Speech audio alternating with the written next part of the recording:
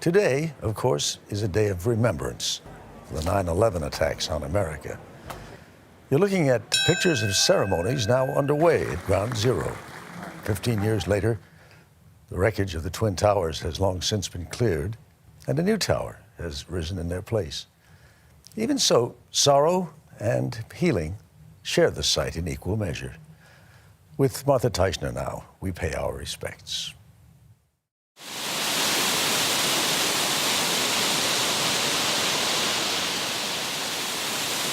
Are they the tears of a nation weeping? Or a soothing rain, forever trying to wash away the horror of what happened here? This is where the Twin Towers stood. Look down. You cannot see the bottom.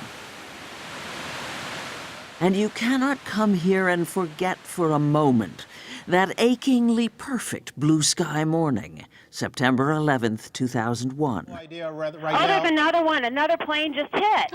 Right. Oh my God. When the planes hit.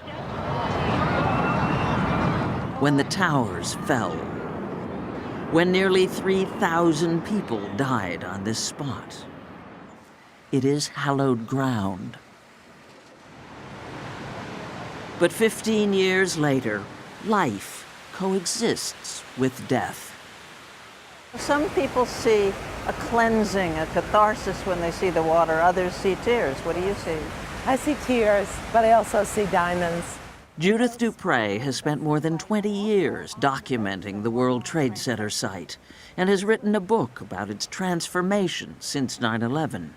This project is as much a part of 9/11 as the falling towers were. It's all on a continuum. Life is for the living.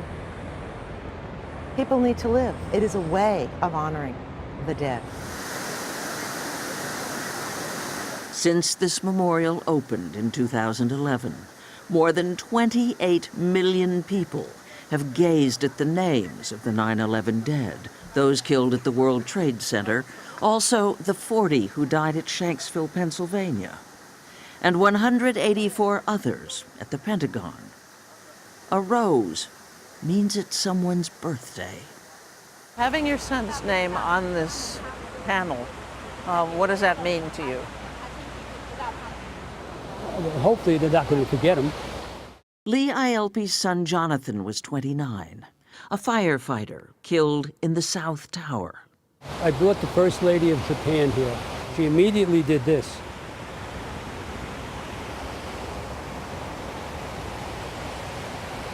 Water is very special. It's like holy water. Yeah, exactly. Ielpi was one of the so-called Band of Dads, retired firefighters who raced to the Trade Center site to help, and then spent months digging through the rubble for the bodies of their sons. Of them all, only his son was found. You know, we found Jonathan on the 11th of December. 15 years on, Ielpi is still here, an advocate for September 11th families and co-founder of the 9/11 Tribute Center. When I had the coat, I could hug it. Where his son's coat and helmet are now on display. Jonathan and my buddies are doing what they love to do. The birthday and my son's gear. Difficult.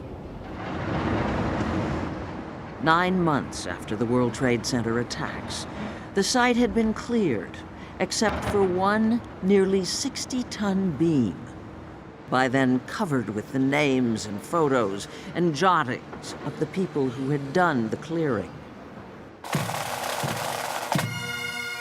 And just as it had each time human remains were found, activity at Ground Zero stopped when that last column was removed and reverently borne away.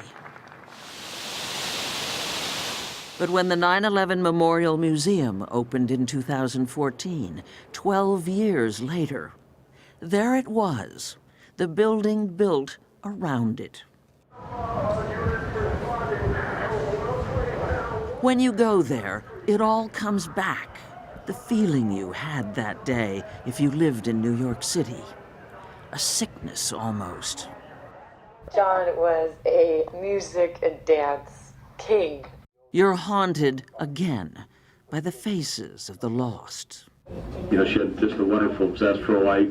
All the smiling people whose stories have to be told for them here. What you're looking at here is called impact steel.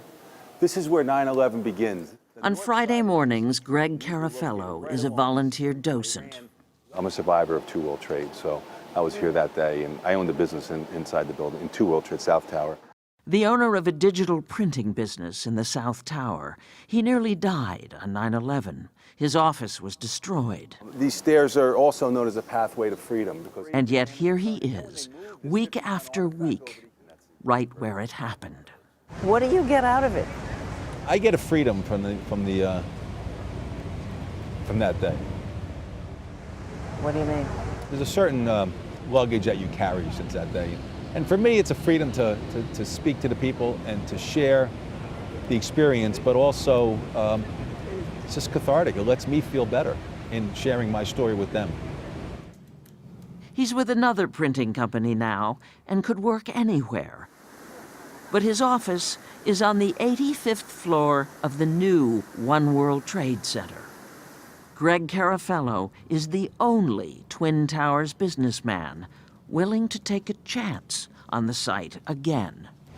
It's an act of pride.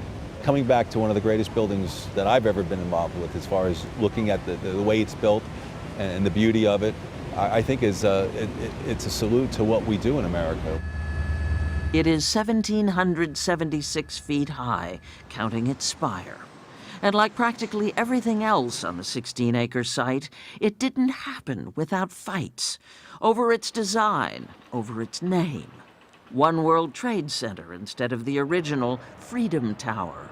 Over what if, God forbid, there were another attack. One World Trade Center is built around a concrete core. That core is made of the strongest concrete ever used anywhere on a skyscraper. And so, should anything happen, all of the occupants, as well as all the communication systems, everything you might need, it's all protected inside of the core. There are ghostly nods to the Twin Towers, but what's new here at what used to be called Ground Zero has been built to be beautiful. The Oculus is a train station and a shopping mall. When I came in here the first time, it was almost heavenly in a way. Sunday Morning commissioned photographer Daniel Jones to take these pictures.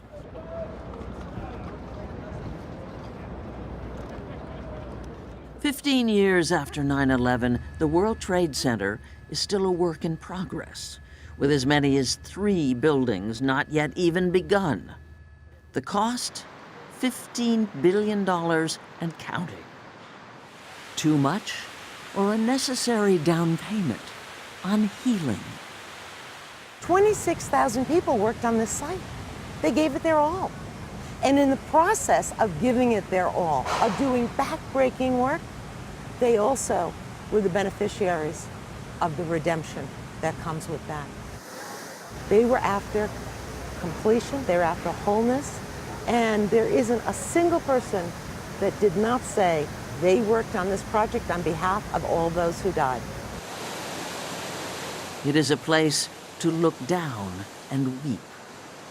But it is also a place to look up and rejoice.